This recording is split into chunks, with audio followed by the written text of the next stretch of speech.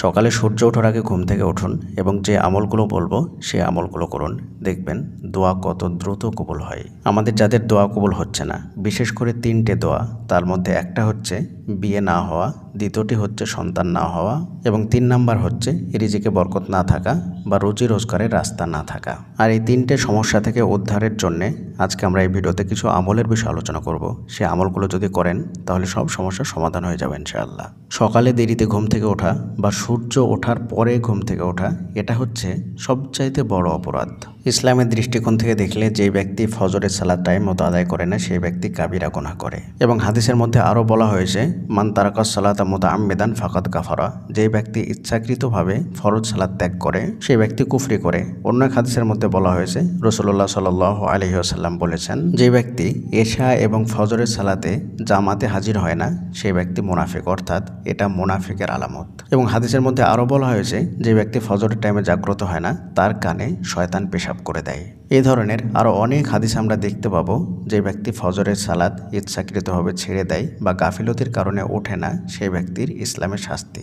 যে ব্যক্তি ফজরের টাইমে জাগ্রত হলো না, অর্থাৎ সূর্য ওঠার আগে যে ব্যক্তি জাগ্রত হলো না, সেই ব্যক্তি আল্লাহর রহমত এবং বরকত দুটো থেকে বঞ্চিত হলো। ফজরের টাইমে রিজিক বন্টন করা হয়। যে ব্যক্তি ফজরের টাইমে ঘুমিয়ে থাকে সেই ব্যক্তি রিজিক থেকে বঞ্চিত হয়ে যায়। বিয়ে আল্লাহর পক্ষ থেকে বিশেষ একটি রিজিক বা বিশেষ একটি নিয়ামত বা বিশেষ একটি রহমত। যে ব্যক্তি সকালবেলায় ঘুমিয়ে থাকলো সেই ব্যক্তি বিয়ে নামক এই রিজিক থেকে বঞ্চিত হয়ে গেল। সন্তান আল্লাহর পক্ষ থেকে বিশেষ একটি রহমত, বিশেষ একটি রিজিক, বিশেষ একটি নিয়ামত। যেই ব্যক্তি সকালে ঘুমিয়ে থাকলো সেই ব্যক্তি এই রিজিক থেকে বঞ্চিত হলো। চাকুরি, ব্যবসা, সম্পদ, টাকা পয়সা, এগুলো কিন্তু আল্লাহর পক্ষ থেকে রিজিক। আর আপনি যখন সকালে ঘুমিয়ে থাকবেন তখন আল্লাহ সুবহানাহু ওয়া তাআলার এই রিজিক থেকে বঞ্চিত হয়ে যাবেন। আপনি প্রতিদিন ফজরের সালাত মিস করছেন, প্রতিদিন ফজরের টাইমে ঘুমিয়ে থাকছেন আর আল্লাহর কাছে দোয়া করছেন যে আল্লাহ আমাকে সন্তান দাও। আল্লাহর কাছে দোয়া করছেন যে আল্লাহ তুমি আমার বিয়ের ব্যবস্থা করে দাও। আল্লাহর কাছে দোয়া করছেন যে আল্লাহ তুমি আমার চাকরির ব্যবস্থা করে দাও। সেটা কিভাবে সম্ভব প্রিয় ভাই? আপনি যদি সত্যি দোয়া কবুল করাতে চান, সত্যি যদি আপনার এই জিনিসগুলো প্রয়োজন থাকে, তাহলে সকালে ঘুমিয়ে থাকলে এটা কখনোই আপনি পাবেন না। সকালে ঘুমিয়ে থাকলে সেটা কখনোই পাওয়া সম্ভব নয়। আপনি যদি দোয়া কবুল করাতে চান, এগুলো যদি পেতে চান, তাহলে সকালের ঘুমকে আপনাকে হারাম করতে হবে।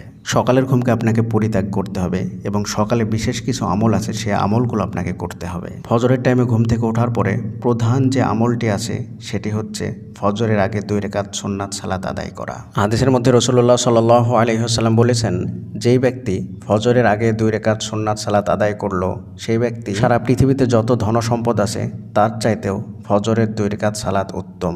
সুবহানাল্লাহ। তারপরে 2 নম্বর যে আমলটি সেটি হচ্ছে ফজরের আগে 2 রাকাত সুন্নাত আদায় করলেন, তারপরে 2 রাকাত ফরজ সালাত আপনাকে আদায় করতে হবে। এবং ফরজ সালাত আদায়ের পরে রাসূলুল্লাহ সাল্লাল্লাহু আলাইহি ওয়াসাল্লামের সাহাবারা সূর্য ওঠা পর্যন্ত বসে বসে জিকির আজকার করতেন, আমল করতেন। রাসূলুল্লাহ সাল্লাল্লাহু আলাইহি ওয়াসাল্লাম হাদিসের মধ্যে বলেছেন, যেই ব্যক্তি সকালবেলা এই দোয়াটি 100 বার পাঠ করবে তার চাইতে বেশি নেকির অধিকারী ওই দিন আর কেউ হতে পারবে না। তবে সেই ব্যক্তি হতে পারবে যে ব্যক্তি তার চাইতে বেশিবার এই দোয়াটি পাঠ করবে, সেই ব্যক্তি হতে পারবে। দোয়াটি হচ্ছে লা ইলাহা ইল্লাল্লাহু ওয়াহদাহু লা শারীকা লাহু লাহুল মুলকু ওয়া লাহুল হামদু ইহয়ি ওয়া ইউমীতু ওয়া হুয়া আলা কুল্লি শাইইন কাদির। এই দোয়াটি প্রতিদিন ফজরের নামাজের পরে সূর্য ওঠা পর্যন্ত এই সময়ের মধ্যে 100 বার করে পাঠ করতে হবে। এবং আপনি যদি কোরআন তেলাওয়াত করতে পারেন তাহলে অবশ্যই এই সময়ের মধ্যে কিছুটা হলেও কোরআন তেলাওয়াত করার চেষ্টা করবেন। তারপরে এই সময়ের মধ্যে ইস্তিগফার এবং দরুদ শরীফ পাঠ করতে পারেন। এইভাবে যতক্ষণ না সূর্য উঠবে ততক্ষণ পর্যন্ত জিকির আজকার এবং আমলের মধ্যে আপনাকে থাকতে হবে। প্রিয়দিনী ভাই এবং বোনেরা, এখন অনেকেই বলবেন যে ভাইয়া আমরা তো চেষ্টা করি কিন্তু উঠতে পারি না। প্রথম কথা হচ্ছে যে আপনি সকালে ঘুম থেকে কটার সময় উঠবেন সেটা নির্ধারিত হয় কয়টার সময় ঘুমাচ্ছেন সেটার উপরে। আপনি যদি প্রতিদিন রাত্রে 3টের সময় বা 1টার সময় ঘুমান তাহলে অটোমেটিক সূর্য ওঠার পরে আপনার ঘুম ভাঙবে। কারণ আল্লাহ সুবহানাহু ওয়া তাআলা পৃথিবীকে যেইভাবে সৃষ্টি করেছেন বা পৃথিবীর নিয়ম যেইভাবে দিয়েছেন সেই নিয়মের বাইরে যদি আপনি যান তাহলে সবকিছু উলটপালট হয়ে যাবে। সকালে তাড়াতাড়ি ঘুম থেকে উঠতে চাইলে রাত্রিবেলায় নির্দিষ্ট সময়ে তাড়াতাড়ি ঘুমাতে হবে। রাত্রিবেলায় ঘুমানোর সঠিক সময় হচ্ছে 9টা থেকে 9:30টার ভেতরে, অথবা বেশির থেকে বেশি 10টার মধ্যে। ইসলামিক নিয়মে ঘুমের 3টে ভাগ আছে। 1 নাম্বার হচ্ছে হালকা ঘুম, 2 নাম্বার হালকার চাইতে একটু গভীর এবং 3 নাম্বার গভীর ঘুম। রাত্রি 11টা থেকে নিয়ে 12টা-1টা পর্যন্ত এই সময়টা হচ্ছে ঘুমের বেস্ট সময়। এই সময়ে সবচাইতে গভীর ঘুম আসে। ইসলামে ঘুমানোর সঠিক সময় হচ্ছে এই সময় সময়টা রাত্রি 10:30-11টা থেকে নিয়ে 12টা-1টা পর্যন্ত, এটাই হচ্ছে গভীর ঘুমের সময়। এই সময়টা যদি আপনি পরিপূর্ণ ঘুমিয়ে নিতে পারেন তাহলে রাত দিন 24 ঘন্টা জেগে থাকলেও আপনার শরীরে কোনো ক্লান্তি আসবে না। এই সময়ের 1 ঘন্টা ঘুম এবং অন্যান্য সময়ের 3 ঘন্টা ঘুম সমান। এই সময় যদি আপনি 2 থেকে 2.5 ঘন্টা ঘুমিয়ে নিতে পারেন তাহলে সেই ঘুমটা হবে 6 থেকে 7 ঘন্টা ঘুমের সমান। এই সময় যদি আপনি ঘুমিয়ে নিতে পারেন তাহলে আপনার শরীর একদম ফ্রেশ থাকবে, শরীরে কোনো ক্লান্তি ভাব থাকবে না। আর এটাই রাসূলুল্লাহ সাল্লাল্লাহু আলাইহি ওয়াসাল্লাম করতেন। তিনি মধ্যরাত্রে অথবা মধ্যের থেকে একটু পিছনে এসে শেষ রাত্রে ঘুম থেকে জেগে উঠতেন এবং ফজরের সালাত পর্যন্ত তিনি তাহাজ্জুদের সালাত আদায় করতেন এবং একই নিয়ম সাহাবারা পালন করতেন এবং বর্তমান সময়ে বড় বড় ইসলামিক স্কলারগণ এই নিয়মটাই পালন করে থাকেন। আপনি যদি এই নিয়মটা পালন করতে পারেন তাহলে তাহাজ্জুদের সময় এবং ফজরের সময় অটোমেটিক আপনার চোখ খুলে যাবে, ঘুম ভেঙে যাবে। আর যদি আপনার ঘুমের নিয়মটা ভিন্ন হয় যে আপনি 12টা-1টার সময়তে ঘুমোতে যাচ্ছেন তাহলে সেই সময় ঘুমালে আপনি কখনোই ফজরে জাগতে পারবেন না। আপনি এখন বলবেন যে আপনার অনেক কাজ থাকে, আপনাকে কাজ সেরে তারপরে আপনাকে ঘুমাতে হয়। এই অজুহাতের ক্ষেত্রেও রাসূলুল্লাহ সাল্লাল্লাহু আলাইহি ওয়াসাল্লাম সুন্দর করে হাদিসের মধ্যে বলে দিয়েছেন, এশার সালাতের পরে দুনিয়াবি কোনো কথাবার্তা বা কাজকর্ম করা যাবে না, শুধুমাত্র দিন চর্চা ছাড়া। কোনো ব্যক্তি যদি হাদিস এবং কোরআন চর্চা করতে চায় তবেই তার জন্য অনুমতি আছে, তাছাড়া পৃথিবীর কোনো কাজের অনুমতি এই সময়ে নেই। এক কথায় দুনিয়াবি শাস্তিরও সম্মুখীন আপনি হবেন এবং মৃত্যুর পরে আখিরাতের যে শাস্তির কথা আল্লাহ সুবহানাহু ওয়া তাআলা বলেছেন সেটা তো আপনাকে ভোগ করতেই হবে। তাই আপনি যদি দুনিয়া ও আখিরাত দুই জায়গাতেই সুখ, শান্তি এবং সমৃদ্ধ পেতে চান তাহলে অবশ্যই আপনাকে প্রতিদিন সূর্য ওঠার আগে ঘুম থেকে উঠতে হবে। তারপরে 2 রাকাত সুন্নাত সালাত আদায় করতে হবে, যেটা সারা পৃথিবীর সমস্ত সম্পদের থেকে উত্তম। তারপরে ফরজ সালাত আদায় করবেন। তারপরে যে দোয়াটির কথা বললাম সেই দোয়াটি পাঠ করবেন, দোয়াটি আমরা ডেসক্রিপশনে লিখে দিচ্ছি। তারপরে যদি আপনি কোরআন তেলাওয়াত করতে জানেন তাহলে অবশ্যই কোরআন তেলাওয়াত করবেন।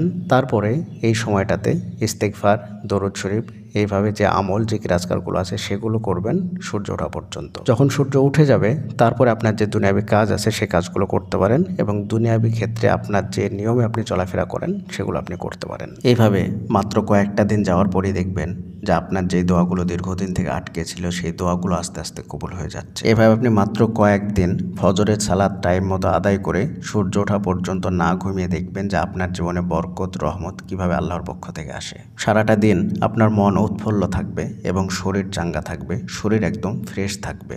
আপনার রিজিকের দরজাগুলো আস্তে আস্তে উন্মুক্ত হয়ে যাবে, সব কিছু আপনার কাছে আস্তে আস্তে ক্লিয়ার হয়ে যাবে। আপনি যদি স্টুডেন্ট হয়ে থাকেন তাহলে দেখবেন যে আপনার পড়াশোনায় মনোযোগ আসছে এবং পড়াশোনাতে আগের তুলনায় আপনি অনেক ভালো রেজাল্ট করতে পারবেন। আপনি যদি ব্যবসায়িক হয়ে থাকেন তাহলে এই সময় উঠে ব্যবসায় বসুন, দেখবেন আল্লাহ তাআলা ব্যবসায় আস্তে আস্তে বরকত দিবেন।